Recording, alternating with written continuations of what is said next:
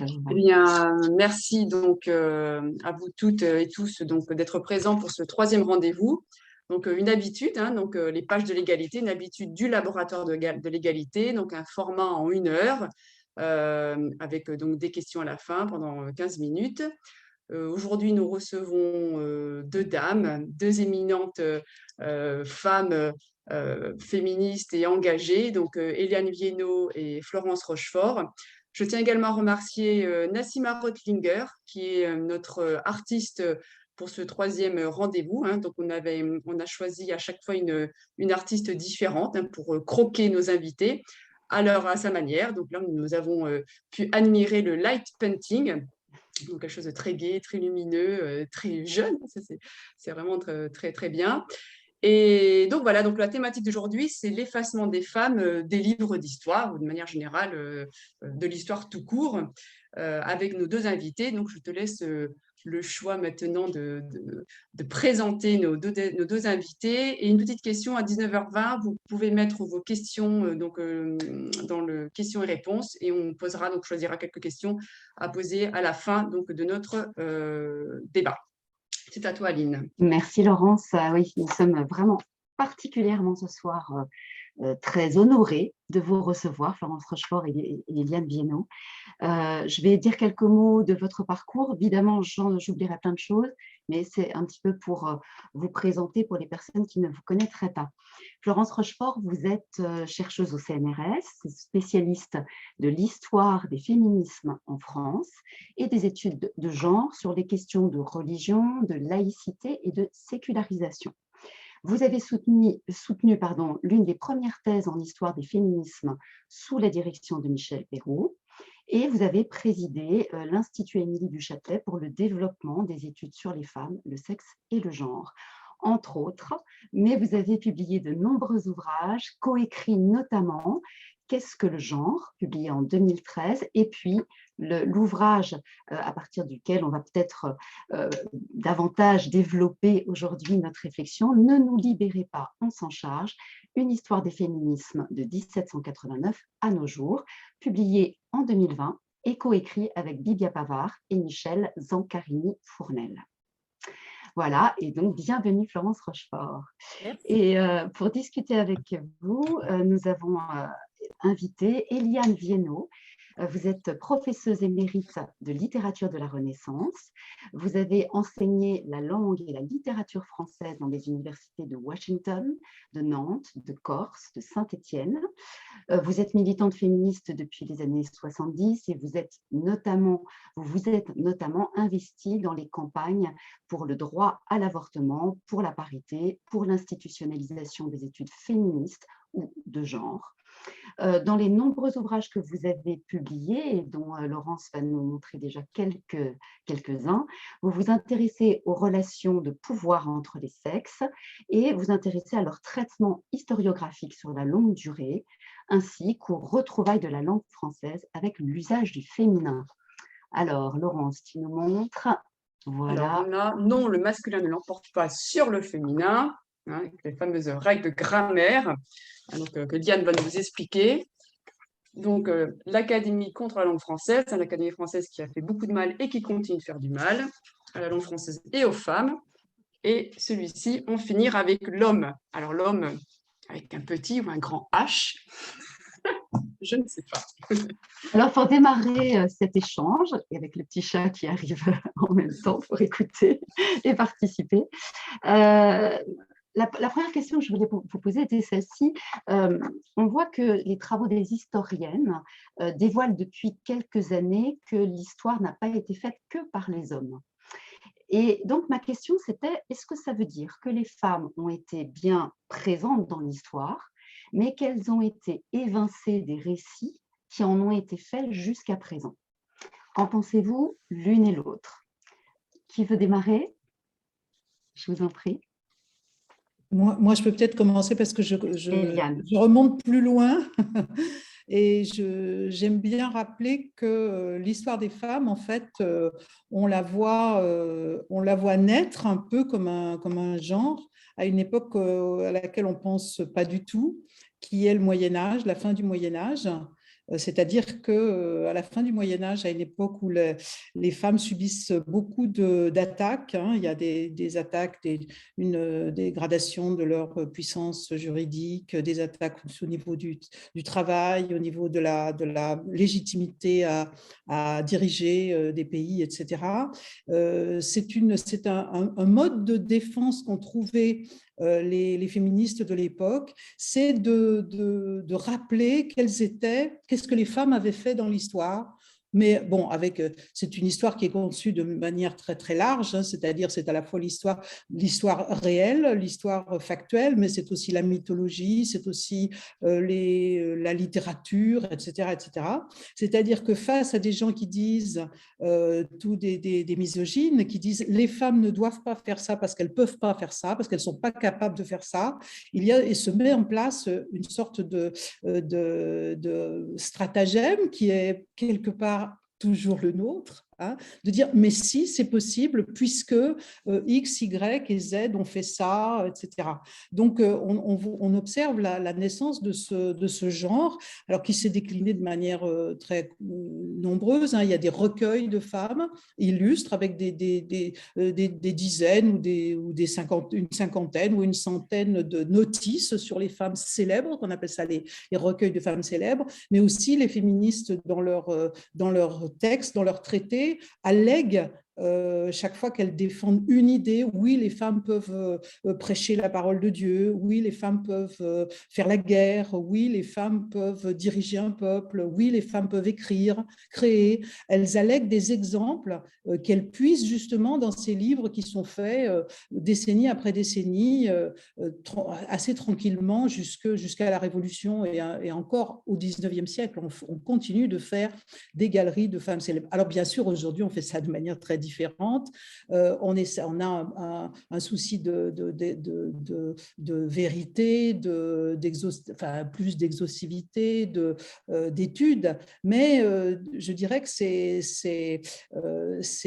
on continue de puiser dans l'histoire des récits, des exemples qui nous donnent la force de faire l'action qu'on fait. Et il est vrai que cette histoire-là, l'histoire de la constitution de ces corpus n'est pas connue du tout. Elle recommence aujourd'hui à être explorée, à être étudiée par les chercheuses et les chercheurs, mais pendant très longtemps, c'est quelque chose qui a disparu, qui avait disparu de la mémoire collective. Et je pense que beaucoup de féministes aujourd'hui ne savent pas que ce travail a 5 ou 6 siècles d'existence. Florence ? Oui, j'avais envie de rappeler que le titre du premier cours de Michel Perrault en 1973, c'était « Les femmes ont-elles une histoire ?» Donc, en fait, comme le dit Eliane, il y a des cycles. Et ce moment universitaire, il est important parce qu'il va refonder, disons, une connaissance plus professionnelle, plus disciplinaire. Mais on part vraiment de cette interrogation. Donc évidemment, la réponse était supposée être positive, hein, mais avec cette idée qu'il fallait la construire, qu'il fallait l'écrire, cette histoire, et qu'elle était encore disons, à aller chercher, avec ce doute sur les sources. Est-ce qu'on trouverait des femmes, parce que l'histoire, disons, officielle, était une histoire politique où on trouvait effectivement pratiquement aucun nom de femmes. L'histoire, disons, avec un grand H, comme on parle des hommes avec un grand H.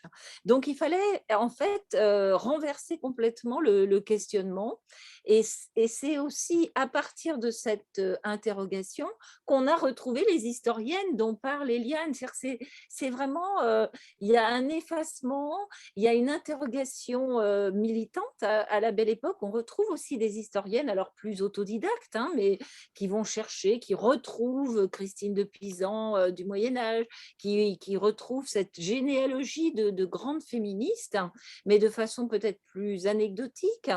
Et si vous voulez, depuis entre 73 à nos jours, on continue de répondre positivement à cette question, c'est-à-dire d'enrichir, comme le disait Eliane, un corpus, cette fois-ci, pas seulement en égrénant des noms et des biographies, mais en essayant aussi de comprendre qu'est-ce qu'elles ont fait, pourquoi l'ont-elles fait, comment l'ont-elles fait, quels ont été les obstacles et pourquoi l'histoire des générations suivantes les ont très souvent oubliées ou volontairement effacées, et qu'est-ce qui pêche dans la transmission de cette histoire.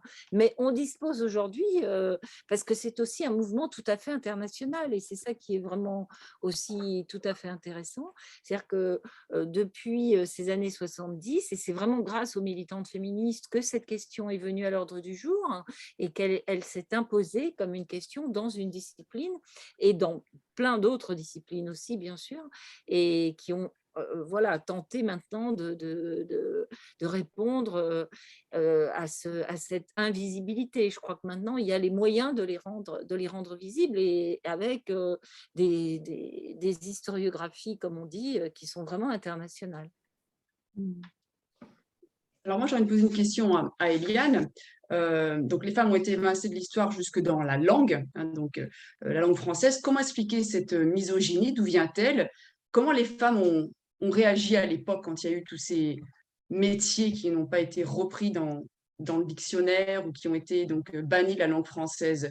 Euh, Qu'est-ce que tu pourrais nous expliquer de l'historique de la misogynie de la langue française, Eliane? Ce qu'on observe aujourd'hui, c'est que ça va ensemble. C'est-à-dire que l'effacement des femmes des livres d'histoire, que ce soit pour rapporter l'histoire événementielle ou l'histoire du théâtre ou l'histoire de la littérature, etc., c'est une volonté des hommes de lettres, c'est une volonté de la classe qu'on connaissait autrefois, qu'on appelle la clergie, c'est-à-dire ces hommes savants qui, à partir de leur savoir, deviennent des gens importants dans la société, dans l'État, dans la ville, dans le milieu du droit, etc., dans l'université. Hein, tous ces hommes savants qui ont éliminé des publics qui n'auraient pas dû être éliminés de leur métier, qui ont éliminé des gens qui auraient dû aussi enseigner à l'université, faire des études, passer des diplômes, etc.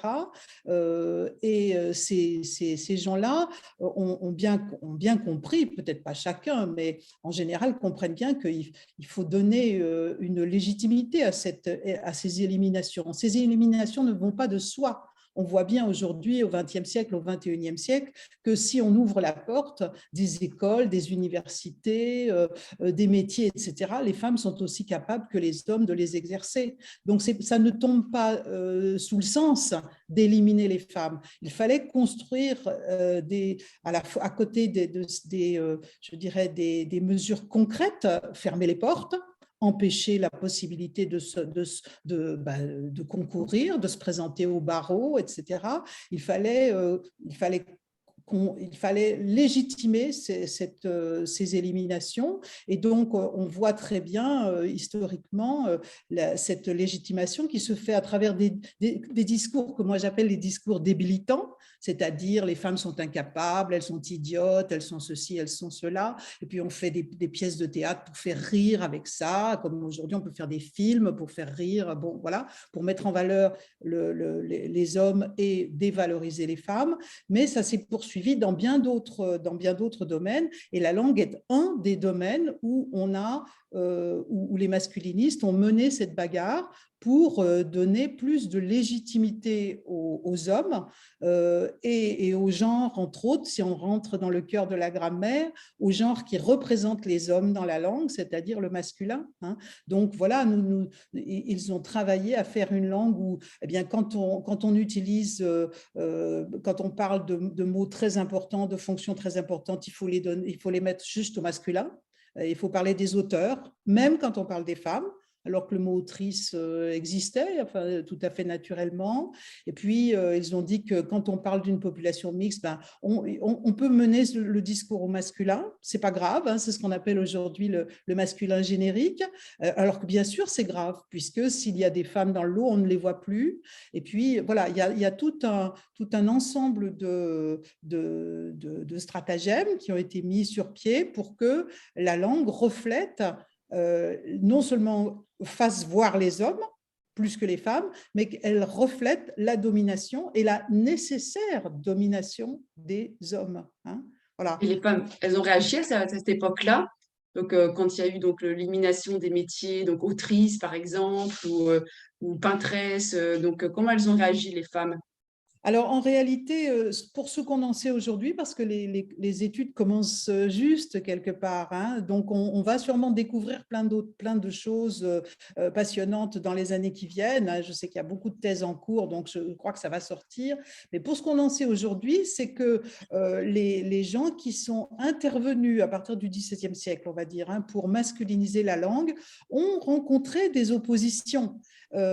Ils ont rencontré des oppositions, d'abord d'autres hommes, parce que c'était des discussions relativement lettrées, c'était des discussions entre savants et que souvent les femmes ne pouvaient pas suivre parce que justement elles n'étaient pas à l'université, parce qu'elles n'avaient pas les titres pour mener ces discussions. En revanche, on voit passer de temps en temps des protestations ou des amusements ou voilà. Donc on voit des protestations, mais la différence, je dirais, avec aujourd'hui, c'est que ces protestations sont, pour autant qu'on le sache, encore une fois, sont sporadiques, c'est-à-dire qu'elles sont, au passage, on dit ça, au passage, on attaque les académiciens, des hommes, souvent, hein, attaquent les académiciens, disent, mais pourquoi vous voulez qu'on nous faire marcher le français sur la tête, on a toujours dit inventrice, imprimeuse, etc. Pourquoi on n'aurait plus le droit de le dire?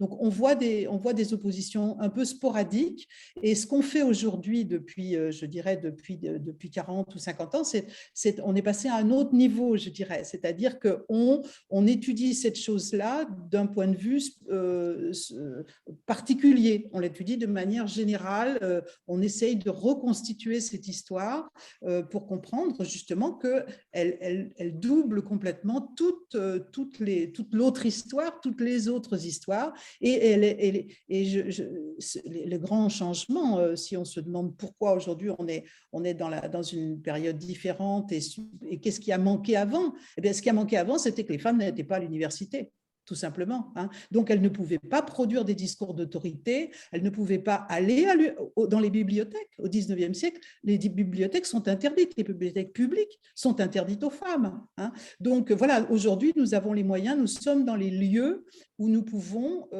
changer la donne parce que nous avons accès au savoir et que nous pouvons de manière systématique, aussi parce qu'on est dans un pays qui a décrété l'égalité réelle. Avant, voilà, depuis 70 ans, officiellement, nous sommes dans un pays d'égalité. Donc, nous traquons, nous féministes, nous progressistes, pas très satisfaits de l'état de l'égalité aujourd'hui. On essaye de comprendre pourquoi ça avance si peu. On a les moyens de faire ça, mais avant, au fond, c'était avant 1950, on va dire, ou 1945, c'était la norme, l'inégalité entre les sexes. Donc, les gens qui protestaient le faisaient au nom de leurs sentiments personnels, mais ça ne pouvait pas être le mouvement d'ensemble que nous pouvons connaître aujourd'hui.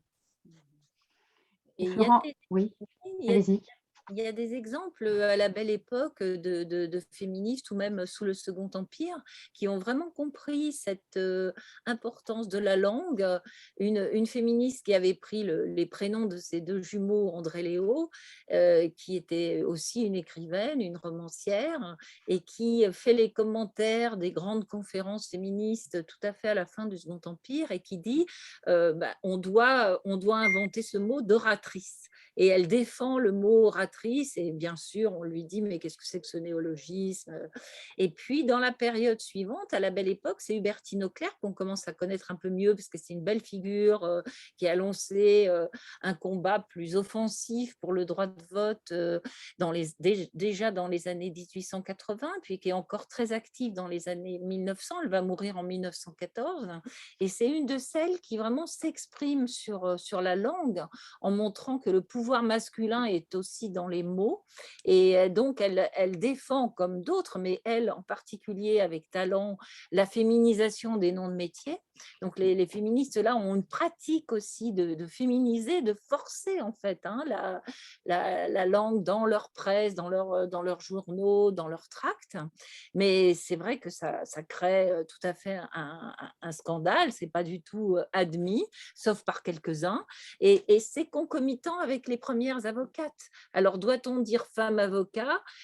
Déjà, ça paraît pour beaucoup le fait même qu'elle puisse plaider est quelque chose qui paraît pas admissible. Mais en plus, les dénommer avocates, et puis la pharmacienne, c'est la femme du pharmacien, alors qu'on commence tout juste à avoir une pharmacienne. Donc, ça va aussi avec ce débat sur ces femmes qui entraient dans la vie professionnelle et la nomination. Mais on a vu que c'est encore, voilà, encore sous le ministère d'Yvette Roudy, qui a été nommée donc la femme, voilà, ministre des droits de la femme en 1981. Elle relance cette question et ça provoque encore aussi des scandales, alors que c'était sur la féminisation des noms de métiers déjà. On n'était pas encore à ce qu'Eliane nous présente.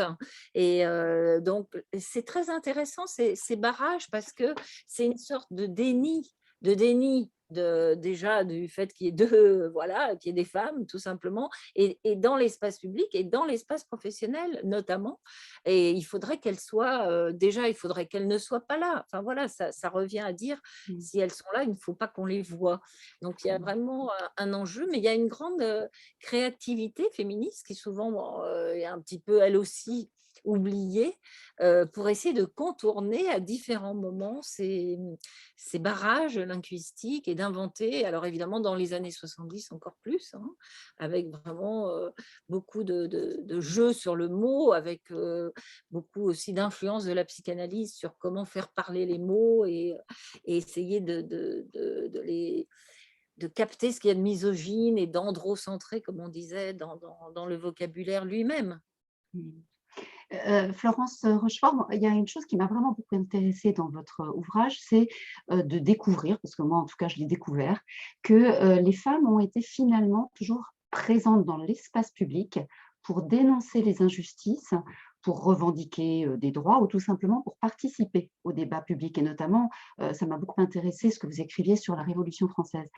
Ce sont des choses qu'on ne sait pas parce que, en fait, ne nous sont parvenues que les témoignages masculins. En fait, on voit dans nos représentations, dans notre imaginaire, des hommes prendre la parole, mais on voit peu de femmes prendre la parole. Et est-ce que vous diriez, comme Titou Lecoq dans son livre sur les oubliés de l'histoire, qu'il n'y a pas de continuité dans l'histoire des femmes, mais des voix qui se sont élevées régulièrement et qu'on a fait taire et qu'on a oubliées? Alors, ça dépend si on s'intéresse à l'oubli ou si on s'intéresse réellement au déroulé, parce que justement, on a essayé de ne pas utiliser ce terme de vague qui est quand même commode parce qu'il est rentré dans le sens commun, mais d'abord parce que si on travaille comme Eliane sur les périodes d'avant, comment on va les numéroter? Voilà, -2, -3, -4, quoi. Donc, on ne s'en sort pas. Et puis, ça donne justement, peut-être ça accentue cet effet de flux, de reflux. En fait, de plus en plus, on voit une continuité. C'est l'oubli qui crée la discontinuité, c'est l'occultation, c'est l'ignorance. Mais plus les travaux, et ils sont encore, comme le disait Eliane, en train d'être effectués, c'est aussi assez passionnant dans ce champ qui est tout le temps en bouillonnement, avec des jeunes docteurs, des jeunes doctorants, postdoctorants, et puis aussi tout simplement des historiennes passionnées qui amènent de la connaissance nouvelle. Donc, c'est quand même plus l'idée, je ne pense pas que ce soit des voix qui apparaissent, qui disparaissent, il y a quand même une grande continuité de la problématique égalitaire. Et à partir de la Révolution, ça s'exprime en termes vraiment de droits et d'inscription dans les droits de l'homme, justement, faire des droits de l'homme des droits humains et des droits des femmes. C'est de là que vient aussi cette expression quand Olympe de Gouges fait sa déclaration des droits de la femme et de la citoyenne, voilà, elle décalque. Donc, le féminisme invente, donne corps à cette catégorie femme qui devient une catégorie sociale, juridique, politique. Et en fait, on s'aperçoit, alors il y a des moments de répression politique où on interdit aux femmes de s'exprimer, comme d'ailleurs aux hommes, c'est-à-dire qu'on interdit à la critique politique et intellectuelle, mais néanmoins, il y a des essais, il y a des romans, par exemple. Le roman est vraiment un moment qui fait continuité dans les périodes de creux ou dans les périodes d'exil. Eh bien, il y a, en fait, cette histoire, me semble-t-il, hein, vue, si vous voulez, depuis plusieurs années, et puis avec des travaux voilà, qui ont mis peut-être l'accent aussi sur ce qu'on avait tendance à voir comme le creux de la vague, et qui montrent qu'en fait, il y a des choses vraiment qui perdurent. Et il y a quand même, c'est-à-dire qu'il y a des moments voilà, de résurgence comme ça, de prise de conscience. Et à ce moment-là, très vite, il y a une curiosité pour l'histoire. On a parlé de l'histoire des femmes, mais il y a une curiosité aussi pour l'histoire des luttes des femmes. Et à l'intérieur de ces luttes, forcément, les luttes féministes.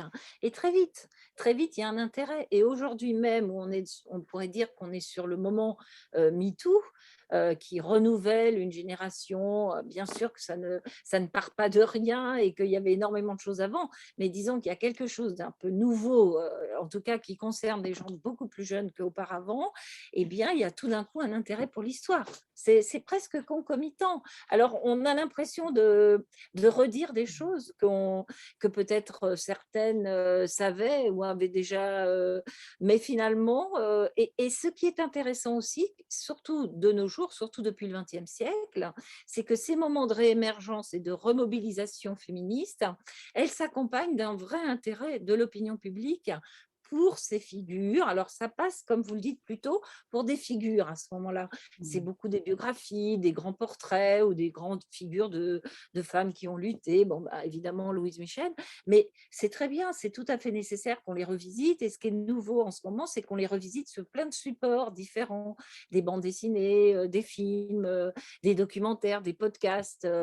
Il y a une déclinaison comme ça, très, très variée, d'une connaissance historique qui est quand même, a été portée beaucoup par des universitaires, et puis qui se décline sous plein de supports. Donc, je dirais qu'il y a quand même si évidemment il y a des moments plus forts que d'autres, il y a quand même une continuité qu'on retrouve avec ces moments de découverte, de redécouverte, de réédition. Il y a un vrai voilà, on découvre ou on redécouvre Christine de Pisan déjà à la Belle Époque. Et puis après, bon, on ne s'intéresse plus à elle. Ce qui manque vraiment par rapport à cette mobilisation féministe, c'est les relais, d'où votre question. Pourquoi ne figure-t-elle pas, ou pourquoi toute cette connaissance ne figure-t-elle pas dans les manuels scolaires? Et là, peut-être, il y a eu beaucoup de choses dans l'enseignement supérieur, dans la recherche, mais dans l'enseignement secondaire et évidemment primaire aussi, il y a vraiment quelque chose qui pêche, alors qu'il y a eu régulièrement, déjà Yvette Roudy avait voulu lancer quelque chose autour des stéréotypes dans les manuels scolaires. Annette Vievorka avait rédigé un rapport en 2004 sur quelle place pour les femmes dans l'histoire enseignée, qui donnait déjà des tas de pistes, des constats assez amers, et puis des tas de recommandations pour essayer de changer la donne. Et là c'est vraiment intéressant parce que c'est un blocage. Bon, il y a un manque de volonté politique, je crois, et puis c'est un blocage sur la représentation que les historiens, qui souvent sont des historiens hommes, ont de leur discipline, qui est tellement, voilà, un héritage comme celle de la langue, ils ne veulent pas changer. Et tant qu'on n'arrivera pas… Alors, il y a des petits changements, hein, mais ça reste encore très, très marginal. Eliane, vous vouliez rajouter quelque chose?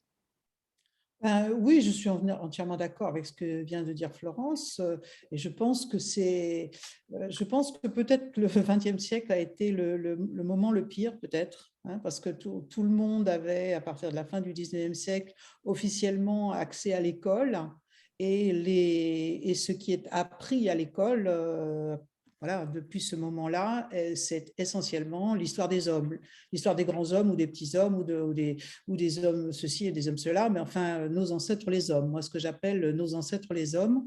Et donc, ça a donné cette impression de zéro, quoi, d'année zéro en 1970.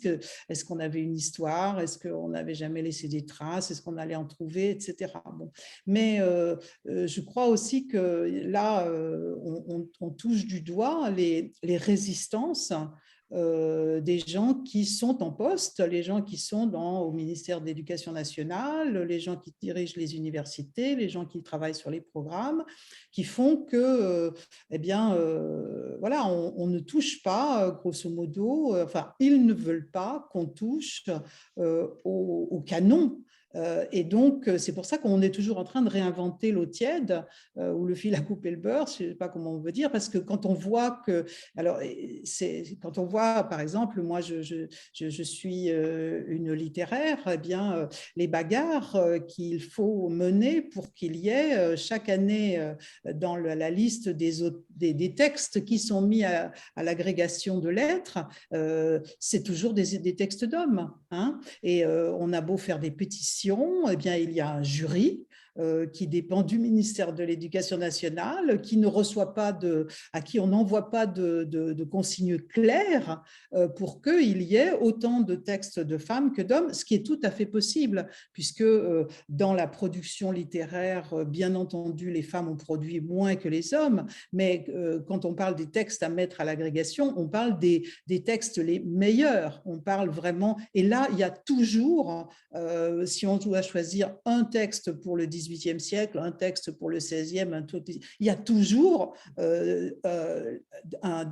dans les meilleurs, il y a toujours des meilleurs, hein. Donc, ce serait très, très simple. Il suffirait qu'il y ait un ordre donné. À partir de maintenant, on arrête et on met chaque année, par exemple en lettres, mais c'est la même chose quand on travaille sur l'histoire de l'art, c'est la même chose quand on travaille en histoire, c'est la même chose. Voilà, dans les grands vecteurs de formation des maîtres et des maîtresses, puisque les maîtresses sont aujourd'hui bientôt aussi nombreuses que les maîtres, il faudrait que ce qu'on apprend à l'école, à l'université, eh bien, ça soit autant de femmes que d'hommes. Et là, on serait sûr que la génération suivante, eh bien, c'est bon, c'est enseigné, hein. Sauf que tant qu'on laisse faire les tenants du masculinisme, qui agissent d'ailleurs dans l'ombre, hein, ces gens-là ne font pas des tribunes dans la presse pour dire « j'ai obtenu que l'année prochaine, il y aura encore à nouveau pas de femmes dans le programme de l'agrégation de lettres ». Ces gens-là travaillent dans l'ombre.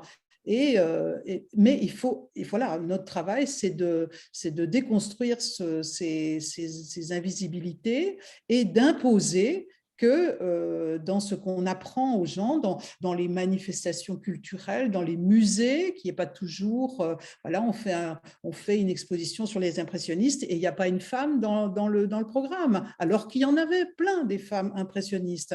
Et c'est comme ça pour tout. Il faudrait une volonté politique et il faut que ça passe par l'éducation, par l'information des gens qui ont la main sur l'instruction. Et en dehors du fait de ces blocages qu'on peut donc voir au niveau de ces hommes de l'ombre, entre guillemets, pour ne pas réhabiliter le matrimoine, en dehors du changement de génération, parce que là, on a des générations quand même qui sont bien plus ouvertes, dont l'information échappe, on va dire, à la presse traditionnelle. Donc, via les réseaux sociaux, il y a beaucoup d'informations qui circulent justement donc sur l'art, sur les femmes scientifiques, sur les femmes politiques, etc. Est-ce que… pour créer un autre manuel d'histoire, est-ce qu'il ne faudrait pas envisager la création d'un autre manuel d'histoire qu'on pourrait donner, entre guillemets, alors c'est toujours pareil, donc, ou diffuser pour réhabiliter le matrimoine et pour justement inverser et rééduquer, parce qu'il y a aussi une problématique de rééducation, de changement intellectuel au niveau des hommes ou aussi des femmes pour repenser différemment l'histoire. Est-ce qu'il n'y a pas, en dehors des blocages on va dire traditionnels, il n'y a pas également cette rééducation intellectuelle, entre guillemets, de repenser en mode féminin? Est-ce qu'il n'y a pas aussi ce changement, parce que des fois, on voit bien, même des fois, des femmes disent, ah, bah, tiens, je vois pas ça comme ça, ou j'ai pas pensé à ci, ou j'ai pas cette vision-là, cette vision féministe, avoir une vision plus féministe. Est-ce qu'il y a pas déjà un blocage au niveau intellectuel, on est tellement formaté, il y a un formatage. Alors, il y a eu Oui. un essai hein, dans l'association. Il y a une association qui s'appelle Mnémosyne pour le développement, l'histoire des femmes et du genre, qui avait produit justement un manuel pour l'enseignement secondaire et sur la place des femmes pour une histoire mixte. Bon, l'éditeur n'avait pas voulu le mot genre qui était peut-être encore un peu, disons, plus énigmatique pour le public, mais quand même Belin, qui était vraiment l'éditeur des manuels scolaires, avait accepté. Donc, c'est un très beau manuel avec une très belle iconographie, c'est très pédagogique. Et l'idée, c'était de prendre les programmes, puisque il faut aussi reconnaître, en tout cas en histoire, mais c'est pareil dans les autres disciplines, il faudrait d'ailleurs un contre-manuel dans toutes les disciplines. Hein. L'idée, c'était de reprendre le programme et d'y mettre le plus possible l'acquis de l'histoire des femmes, un peu, disons, mis au niveau d'un enseignement secondaire. Donc, c'est souvent très simplifié, mais il est vraiment formidable, ce manuel. Et il y avait des petits dossiers pédagogiques, des extraits de documents, parce que c'est aussi ça qu'il faut pouvoir donner aux enseignants. Et maintenant, l'association Mnémosyne va faire des dossiers pédagogiques. Ils sont en train de… Parce qu'il faut aussi toujours renouveler. Voilà, on est aussi dans des sociétés, on veut toujours du neuf, hein, et puis peut-être des nouveaux supports. Donc, normalement, il devrait y avoir des dossiers pédagogiques en ligne. Le problème après, donc je suis tout à fait d'accord avec vous, il faut pouvoir produire une offre qui amène d'autres perspectives, parce qu'une chose est de cumuler du savoir sur les femmes et ça reste très attractif. On voit les expositions sur les femmes peintres là depuis quelques temps. C'est tant mieux, quoi. Ça a beaucoup de succès, ça amène une connaissance tout à fait importante. Maintenant, c'est comme disait Eliane, c'est le canon. C'est-à-dire comment on fait rentrer ça dans, voilà, comment on refait un canon mixte pour que la culture générale et l'apprentissage de cette culture générale aient voilà, des exemples, et pas seulement l'ajout d'une femme alibi, on va dire, c'est aussi des problématiques. C'est-à-dire que voilà, on ne s'en sortira pas qu'avec des noms de femmes, mais aussi qu'est-ce qu'elles ont inventé, enfin les remettre vraiment dans les dynamiques historiques, économiques, l'histoire du travail, comment elles ont été diverses aussi. Certaines ont fait certains choix, d'autres des choix différents. Comment on les retrouve finalement partout dans toute la société. Et donc, il faut, là, c'était l'idée d'une histoire mixte. Je ne sais pas si c'est vraiment le mot le plus attractif, hein, mais en tout cas, c'est celui qui avait été choisi à ce moment-là pour essayer d'inciter justement les professeurs d'histoire géo à l'utiliser. Le problème, c'est que les profs d'histoire sont submergés. Les plus féministes d'entre elles et d'entre eux disent on a très envie, mais on est déjà… harcelés voilà, par nos obligations horaires pour finir un programme. Si on ne finit pas, on est sanctionné. Donc, si on doit ajouter dans nos horaires quelque chose qui vient en plus, c'est très difficile. Donc, voilà, d'où l'intérêt et l'importance de faire rentrer ça vraiment dans des programmes officiels. Et je trouve aussi que maintenant, on a largement de quoi, enfin, c'est encore un travail, et comme je le disais, toujours à renouveler, mais on a de quoi fournir vraiment de la documentation pédagogique pour des profs qui seraient un peu… disons, qui seraient motivés par cet objectif. Alors moi, si je peux rajouter quelque chose, je voudrais dire que oui, il existe donc des exemples. Florence, tu viens de parler du manuel de Mnémosyne. Du côté littéraire, il y a le site Le Deuxième Texte qui propose plein de textes pour les profs qui ont envie de faire quelque chose. Mais justement, le problème, c'est qu'il ne faut pas que ça repose sur l'opportunité de tel et tel enseignant ou enseignante sur les 5 minutes qui lui restent à la fin du… Il faut absolument que ce soit une consigne qui vient du ministère de l'Éducation nationale et que s'il y a consigne, si les programmes disent il faut qu'il y ait ces sujets, ces sujets, ces sujets, alors les maisons d'édition qui fabriquent les manuels scolaires demanderont aux bonnes personnes de faire les manuels scolaires qui correspondent. Voilà, ça pourrait aller très vite. Hein. Ça pourrait aller très vite s'il y avait cette volonté. Et effectivement, là, je rejoins complètement Florence. Il ne faut pas simplement rajouter une reine ici, une créatrice, une peintresse, une intellectuelle ici ou là. Il faut que la problématique de l'effacement des femmes des métiers, des universités, soit au cœur de cette explication.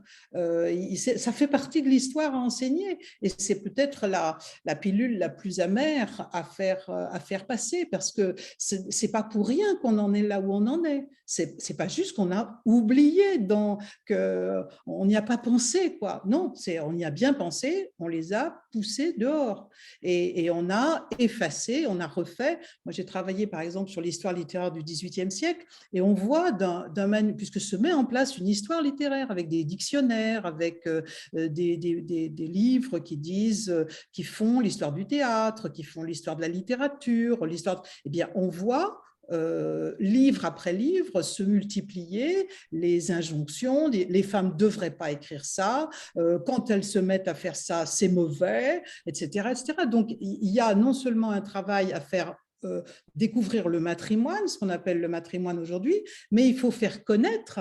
Sinon, ça ne sert à rien. Sinon, ça sert à rien en termes de pédagogie et pour les générations futures. Il faut faire connaître les entraves qui ont été créées, qui ont été mises en place. Pourquoi on a mis en place ces entraves? Qui les a mises en place?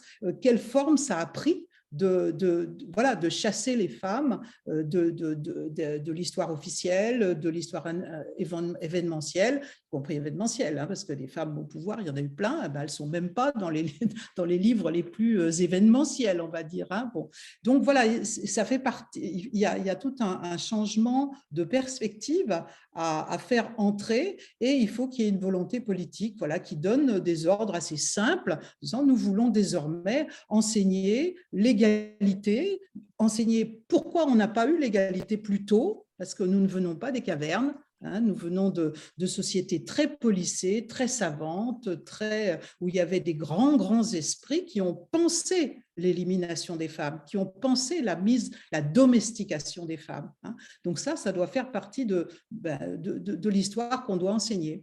Du coup, ça signifie que d'un côté, il faut qu'on réhabilite la présence des femmes dans l'histoire et de l'autre, qu'on remette en question finalement les socles fondamentaux de notre culture.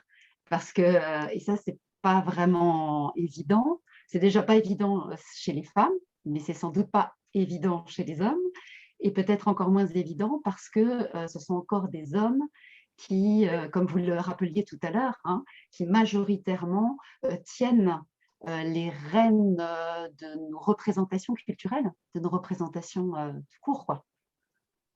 Et de nos institutions. Et de nos institutions. Alors, du coup, on va d'abord simplement rappeler aux personnes qui sont présentes que vous pouvez dès maintenant poser vos questions dans le petit onglet questions et réponses, comme vous l'a rappelé Laurence. Et voilà, on se fera un plaisir de les relayer. On avait une question avec Laurence un petit peu provocatrice. On se disait que pour s'imposer et se faire entendre et continuer peut-être à exister dans les récits qui sont faits de notre histoire collective, les femmes doivent-elles changer de tactique et jouer sur le même registre que les hommes? Et Laurence, elle va encore plus loin. Je vous préviens. Oui, c'est-à-dire, je sais pas, est-ce qu'il faut casser des vitres, renverser du fumier, bloquer les autoroutes pour se faire entendre, aller devant l'Élysée et dire on veut que les femmes soient dans les manuels d'histoire? Est-ce qu'il ne faut pas donc justement utiliser la force, le même langage que les hommes, hein, taper du poing pour dire non, ça suffit, on veut l'égalité, on veut que l'histoire soit aussi pour nous, on veut être réhabilité. Est-ce qu'il ne faudrait pas qu'on change notre méthode de communication? Qu'en pensez-vous? Moi, je pense que ce n'est pas tout le monde qui casse et qui… les intellectuels ne font pas ça, par exemple. Ils agissent autrement. Hein, donc, il y a mille… Mais après ça, après tout, le travail des Femmes est un travail très provocateur et très visible. Et que moi, je salue entièrement. Donc, je pense que tout est possible. Mais il faut… la visibilité, c'est… ça prend plusieurs modèles. Et par exemple, quand on remarque bien, hein, quand on utilise des noms féminins, là où on n'avait pas le droit, grosso modo, ça provoque, c'est comme si on allait déposer 2 tonnes de lisier devant la préfecture, et même on le fait, c'est plus large encore, puisque c'est toute la France qui se met à hurler, c'est des députés qui déposent des propositions de loi pour interdire ça, etc. Donc voilà, moi je crois qu'on ne doit pas s'interdire la provocation. Après, il faut voir quel mode de provocation est le plus à notre portée. Voilà. Florence ? Oui, je trouve que ça vaut la peine de poser la question parce que ça montre aussi l'ampleur de la colère. Et la colère, elle est très importante parce que sinon, voilà, on ne réagit pas, on se laisse faire. Maintenant, il y a une violence symbolique qu'on peut utiliser aussi. Et puis, il y a quand même une question sur le rôle de la violence dans l'histoire qui n'est jamais non plus très facile. Et en tout cas, il y a un débat historiographique sur les suffragettes, dont on a fait beaucoup l'éloge et qui, c'est vrai, forcent l'admiration parce qu'elles ont un courage. Donc en Angleterre, avant la Première Guerre mondiale, avec les manifestations qu'elles organisent, elles sont arrêtées, elles sont même violentées, voire violées, elles sont nourries de force. Enfin bon, c'est une histoire en fait terriblement tragique pour elles. Et on en a fait des héroïnes et elles le méritent. Mais le débat historiographique, c'est quand même, est-ce que finalement, elles ont eu un rôle vraiment positif pour l'acquisition du droit de vote, ou est-ce que c'est une combinaison de la stratégie à la fois beaucoup plus prudente et réformatrice, voilà. Puis il y avait aussi une ligue intermédiaire qui voulait être aussi une ligue plus à gauche et plus ouvrière, mais qui ne voulait pas aller jusqu'à l'action violente et illégale. Et en fait, alors il y a un débat antiféministe contre les suffragettes, mais c'est pas du tout ça dont je parle. L'intérêt, c'est d'essayer de savoir, au-delà de ce qu'on a, voilà, ce qu'on a héroïsé, et on en avait besoin, on en a encore besoin de figures héroïques, finalement, concrètement, historiquement, comment mesurer le rôle de la violence dans ces questions, c'est pas si simple. C'est sûr que ça, dans un premier temps, et puis ça dépend le degré de violence aussi, parce qu'elles ont cassé des vitres, il y en a, puis ça pouvait être des actions plus individuelles ou plus concertées, mais elles font des incendies volontaires. Enfin, c'est des choses quand même très très graves et qui leur mettent en fait beaucoup l'opinion à dos. Donc on peut aussi se demander, je vous dis, sans tomber dans le discours antiféministe qui voudrait les diaboliser, on peut se demander quel est vraiment l'impact. Alors, c'est très difficile de le mesurer parce qu'on ne peut pas refaire de l'histoire-fiction. Ce qui est sûr, c'est que de toute façon, la résistance était si forte que même avec cette violence, ça n'a pas marché. Et est-ce que ça a popularisé la cause? Ce n'est pas du tout évident. Mais je ne veux pas vous décourager d'aller mettre du lisier devant Matignon. Mais du coup, il y a une question qui me vient suite à ce que vous dites, Florence. Vous parlez de l'histoire tragique. Est-ce que l'histoire, l'engagement des femmes dans l'histoire, finalement, a toujours été un peu tragique, ou c'est un peu toujours terminé de façon tragique? Ou est-ce qu'on a des exemples d'engagement de femmes qui ont eu des effets, qui ont des effets positifs, comme vous disiez, qui ne se sont pas terminés de façon tragique? Oui, quand même, parce que même s'il faut se méfier d'une vision téléologique, et j'ai vu une question dans le chat, j'ai pas du tout voulu dire qu'il y avait une continuité avec une évolution, avec une ligne, une courbe qui irait jusqu'à nos jours. Il y a des creux et il y a des. Mais ce que je voulais dire, c'est que la protestation féministe ne disparaît jamais complètement et que il y a des ouvrages, il y a des publications, il y a des gens qui, il y a toujours des personnes qui résistent, qui font relais et donc, c'était juste pour réagir à ce que vous disiez.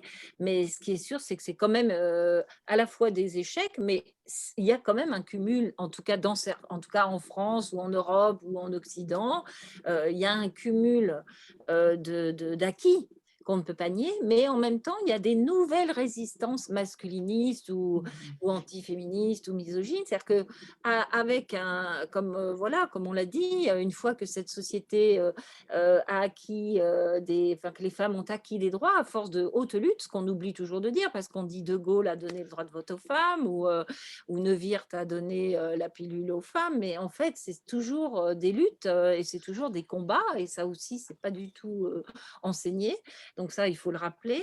Mais il y a quand même un certain cumul, on peut pas le nier, mais à une nouvelle situation d'égalité formelle se recréent toutes sortes de discriminations et c'est toujours lié à d'autres inégalités. Aujourd'hui, on est dans des sociétés plus inégalitaires, par exemple, qu'il y a 10 ans. L'écart se creuse. Les femmes sont parmi aussi les plus pauvres, les plus discriminées. Il y a tout l'aspect aussi de discrimination raciale, dont elles sont pas les seules victimes, bien entendu, mais dont elles sont aussi des victimes spécifiques parce qu'elles ont les métiers, voilà, qu'on dit du care. Donc, toute cette question qu'on appelle de l'intersectionnalité, c'est quelque chose qui nous a aussi poussé, en tout cas pour l'ouvrage qu'on a écrit, coécrit avec Bibia Pavard et Michel Zancarini, à remettre l'accent sur des figures qu'on ne connaissait pas, que grâce aux travaux de nos consoeurs, notamment antillaises, on a découvert, par exemple les sœurs Nardal, qui commencent à être déjà bien connues, qui ont leur rue, mais jusqu'à présent, on ne parlait pas du tout d'elles.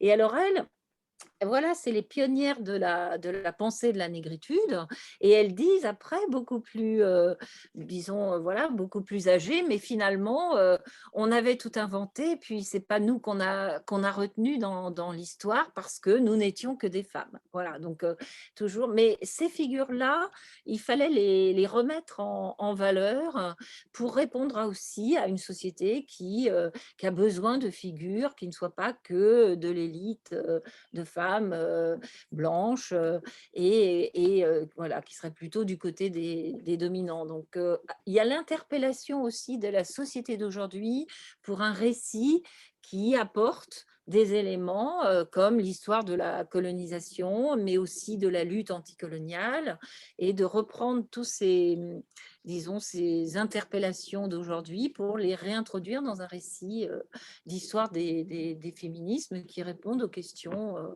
voilà, aux questions d'aujourd'hui. Également une remarque dans le chat au sujet des colleuses. Donc, pas mal donc, de féministes font du collage, hein, donc ces grandes pancartes de lettres noires sur fond blanc pour dénoncer donc, des actions. Donc, c'est vrai que c'est un moyen pacifique, si je puis dire, enfin, qui a toute sa légitimité et surtout sa visibilité, effectivement. Alors, il y a une question également, pour réussir à obtenir le soutien des hommes sur ce sujet, est-ce qu'il y a quelque chose qu'on pourrait mettre en avant comme gain potentiel pour eux, à rendre aux femmes leur juste place et informer sur l'effacement politique? Oui, Un gain potentiel, donc du donnant-donnant. en toute notre considération. Un beau gain. C'est une plaisanterie, évidemment. C'est une plaisanterie. Je pense que voilà, on en parlait un petit peu avant l'ouverture du débat, puisque Florence et moi, nous avons eu, il y a une dizaine d'années, nous avons organisé un colloque sur les hommes féministes depuis le XIVe siècle, qui a donné un livre d'ailleurs, les hommes pour l'égalité des sexes. Bien sûr, c'est très important de faire savoir, là encore, l'histoire est très importante, qu'il y a toujours eu des hommes pour être en désaccord avec le sort qui était fait aux femmes. Et ils ont toujours été très minoritaires, puisque l'intérêt des hommes est d'avoir des servantes chez eux et des femmes soumises dans leur lit. Et personne qui n'ait pas de femmes qui leur tiennent tête et qui leur disent là vous vous trompez, vous ne savez pas que. Donc voilà, la plupart des hommes avaient intérêt à ce qu'on leur serve et juridiquement et culturellement des compagnes qui leur soient inférieures, mais il y a toujours eu des hommes qui n'étaient pas d'accord. Et je pense que c'est une satisfaction intellectuelle assez forte que de faire partie justement des gens qui suivent pas comme des moutons, qui ne sont pas d'accord avec l'oppression. Voilà, il faut simplement aussi les faire connaître. Ça fait partie du... Là, on n'est pas dans le matrimoine, mais on est dans l'histoire des luttes. Et c'est très important de donner ces modèles aux jeunes hommes d'aujourd'hui. Bon, parfois, ils n'en ont pas besoin. Hein, ils savent, de par leur vie à eux, leurs sentiments à eux, qu'ils ne sont pas d'accord avec l'inégalité. Mais c'est aussi important de faire savoir qu'ils ne sont pas non plus des pionniers. On n'est pas des pionnières, ils ne sont pas des pionniers. On n'est pas toujours en train de... Voilà, on a derrière nous des générations de gens qui ont pensé ces questions, aussi bien que ceux qui ont pensé d'organiser la domination. Il y a une question qui me semble en tout cas moi très intéressante. Pourquoi, très simple, hein, mais pourquoi cet effacement est invisible et semble très naturel? Je comprends très bien cette question, moi, parce qu'en fait, je me la pose.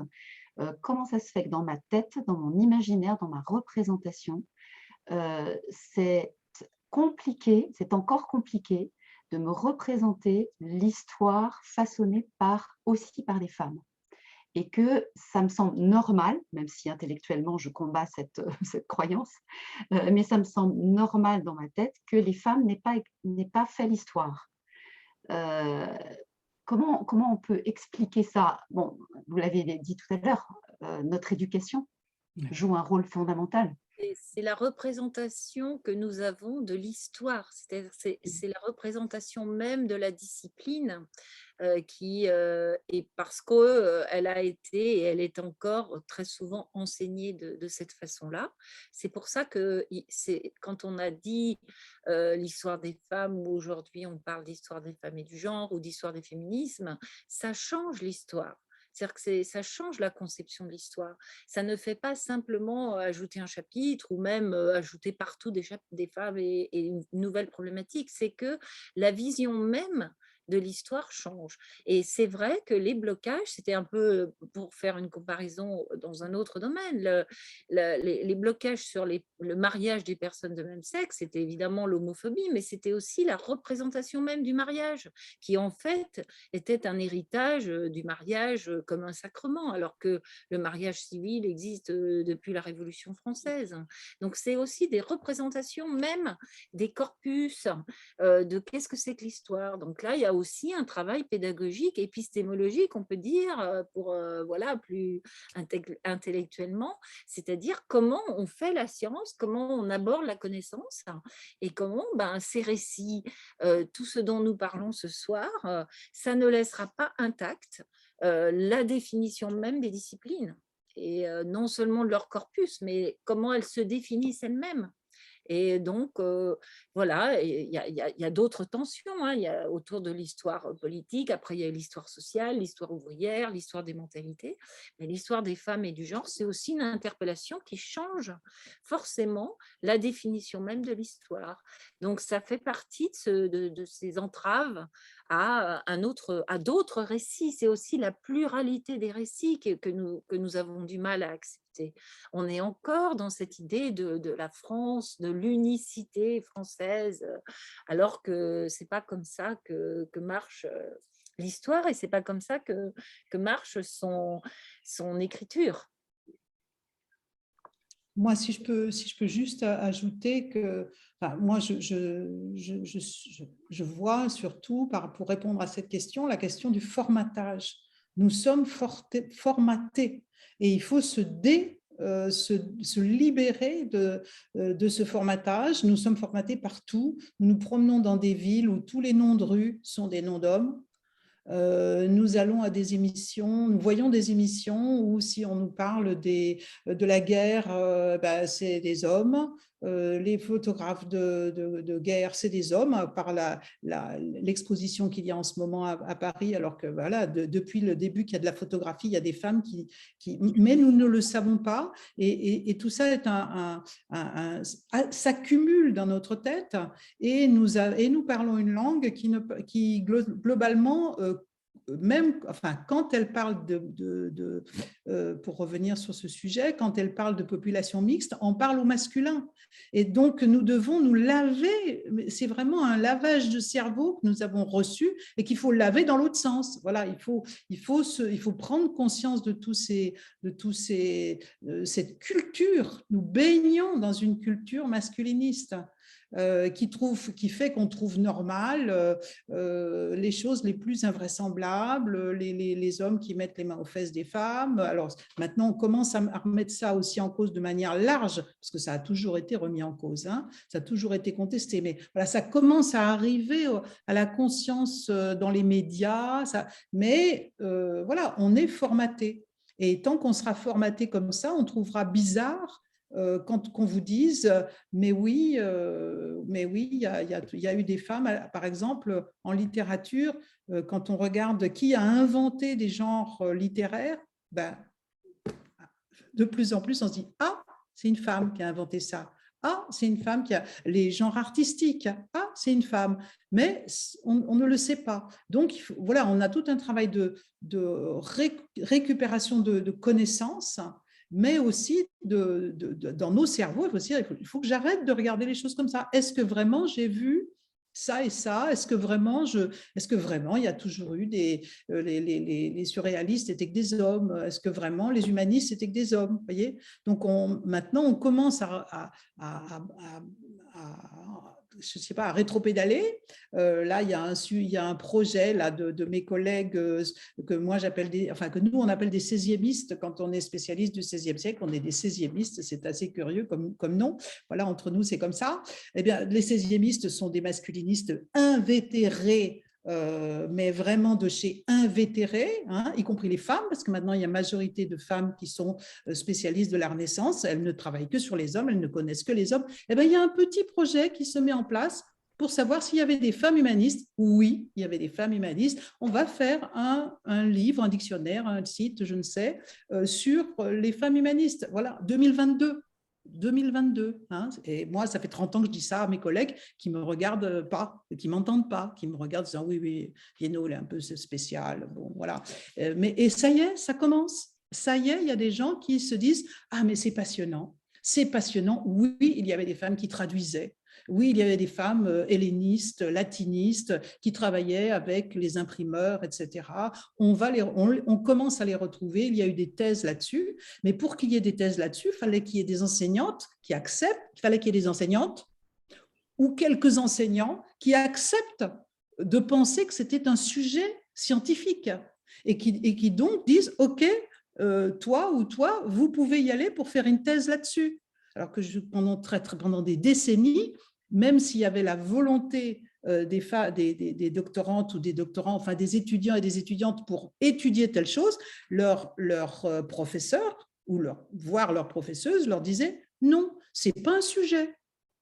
Donc, ils travaillaient ça dans leur maîtrise, puis après, ça s'arrêtait parce que la thèse, il fallait passer à un sujet sérieux.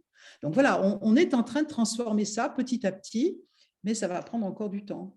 Donc, on peut dire qu'il y a une conscientisation justement de ce formatage qui est en train de s'opérer tout doucement, donc de manière crescendo, selon les populations. Alors, c'est toujours pareil, bien sûr, il y a les résistances, mais il y a cette conscientisation justement de ce formatage intellectuel de nos cerveaux et de toute la société, de toute l'humanité qui est en train de… Ça, c'est… Voilà, effectivement, donc il faut le véhiculer. Il y a aussi des résistances terribles. Je vois la question sur la guerre. Enfin, voilà, il y a des régimes extrêmement autoritaires qui mettent tout de suite en avant la répression contre les femmes, la liberté des femmes et contre les minorités sexuelles, contre l'homosexualité. Et c'est aussi là où on mesure le poids du politique sur tous les sujets dont on parle. Parce que quand on voit voilà, la Hongrie, la Pologne, la Russie, l'exaltation de la guerre, quand on voit ce qui se passe abominablement en Ukraine ou en Pologne avec ces femmes ukrainiennes violées qui ne peuvent pas se faire avorter parce que l'avortement est totalement interdit en Pologne, on a du mal en fait quelquefois ce ne sont que des mauvaises nouvelles, quoi.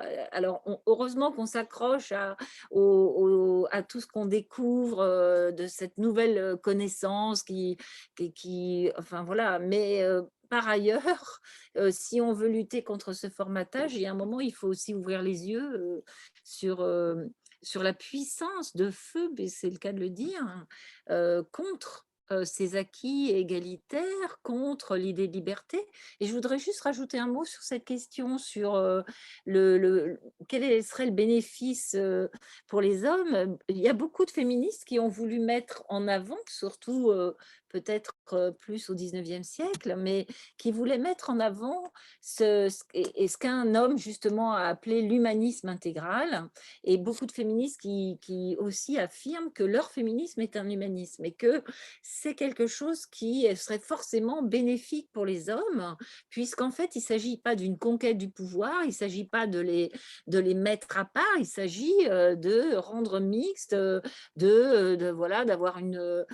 Donc ça, c'était important parce qu'aujourd'hui, où on nous bassine avec la cancel culture et le soi-disant le woke, enfin, on n'a pas arrêté de nous insulter avec ça, et ça prend et ça marche parce que, ah ben oui, quand même, elles vont trop loin, elles veulent, mon Dieu, elles veulent changer Emmanuel.